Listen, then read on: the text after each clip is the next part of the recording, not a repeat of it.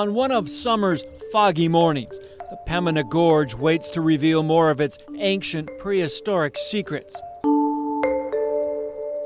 Not far from the border with Canada, where the forest meets the grasslands, the gorge is hosting those in search of its past. So it's just a matter of finding where you want to dig now.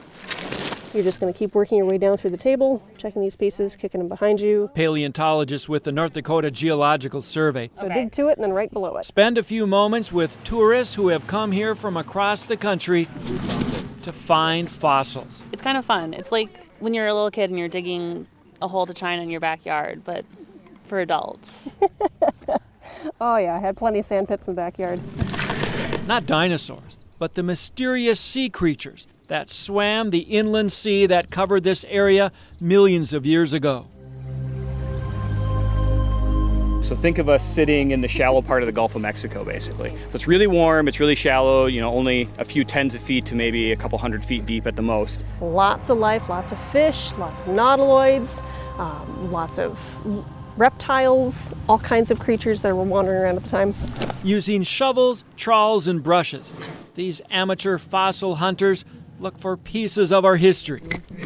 Over on this eastern part of the state, most of what we have is glacial. But luckily up here in the Pembina Gorge, the river has cut down through all that glacial and exposed these older rocks so that we can actually get down to them. And think of the natural history these fossil hunters are working around. Layer after layer, ash and sediment. And the further down you go, the further back in time you go.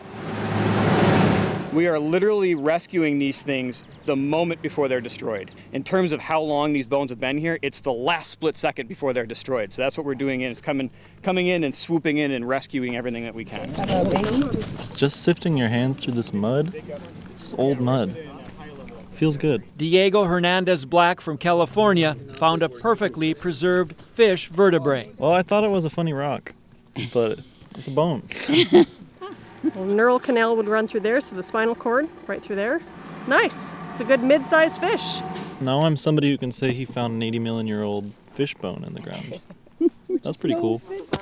Layer after layer, the fossil hunters peeled back our past, looking for this. This is an articulation surface. This is probably the upper arm bone from one of these mosasaurs, but instead of having full arms like we do, they have a really squat flipper. The prize find, the mosasaur, the alpha predator, a fearsome reptile that ruled the seaway. They're like a kimono dragon, but with flippers instead of feet. They also have a hinged jaw like a snake, which when you have that hinged jaw, you never have to fully let go of your prey animal. You're just slowly conveyor belting him into your mouth. Yes, it is the T-Rex of the sea.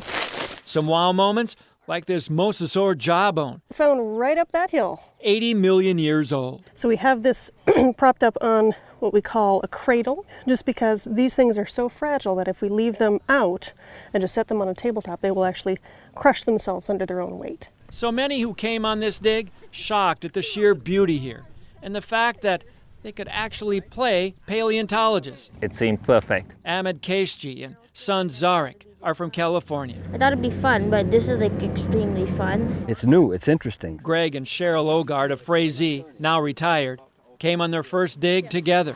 You can see something and touch something that's 80 million years old. And I just kind of have a fascination for all things historical, and the older the better, I guess. So what else lurked out there so many millions of years ago? These secrets of the sea that North Dakota fossil hunters hope to uncover and preserve. With photographer Devin Krinke at the Pembina Gorge, Kevin Wallman, WDAY 6 News.